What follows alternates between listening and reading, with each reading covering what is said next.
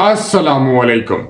आज हम बात करेंगे सूरह अन्निसा की रुकू 6 की, जिस पर आजकल सबसे ज़्यादा बहस मींस डिबेट होती है। क्या इस्लाम में मर्द औरत पर डिक्टेटर है? और अगर मियाँ बीवी की लड़ाई शिद्दत इख्तियार कर जाए तो तलाक से पहले कुरान शादी बचाने का क्या 4 स्टेप फार्मूला देता है? बिस्मिल्लाहिर्रहमानिर्रहीम। अल्लाह फरमाता है अर्रिजालु क़व्वामूना अलन निसा, मीन्स मर्द औरतों पर कवाम है।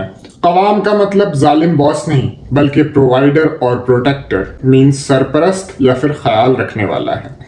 क्यों? क्योंकि मर्द पर घर चलाने और खर्च करने की जिम्मेदारी है। इसके मुकाबले में नेक औरत की खासियत ये है कि कानितात मीन्स जो फरमाबरदार हैं और शौहर की गैर मौजूदगी मीन्स एब्सेंस में अपने घर, माल और इज्जत की हिफाजत करती हैं। अगर बीवी की तरफ से नुशूज मीन्स सख्त नफरमानी या फिर बगावत का डर हो तो फौरन तलाक नहीं, अल्लाह 3 स्टेप देता है। 1, पहले उन्हें प्यार से समझाओ मीन्स काउंसलिंग। 2, अगर ना माने तो बिस्तर अलग कर दो मीन्स गिव स्पेस या फिर साइलेंट ट्रीटमेंट। 3, फिर आखिरी हल के तौर पर हल्की सख्ती करो मीन्स हदीस के मुताबिक ऐसी सख्ती जिससे कोई चोट या निशान ना पड़े मीन्स मिसवाक जितनी।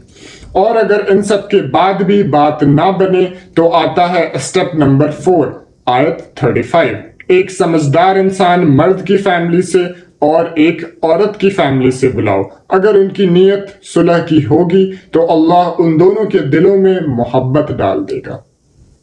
इस फैमिली लॉ के बाद अल्लाह आयत 36 में 10 लोगों के साथ अच्छा सलूक करने का हुक्म देता है, जिनमें शामिल हैं माँ बाप, रिश्तेदार, यतीम, पड़ोसी चाहे करीबी हों या दूर, आपके साथ काम करने वाले कलीग्स और मुसाफिर।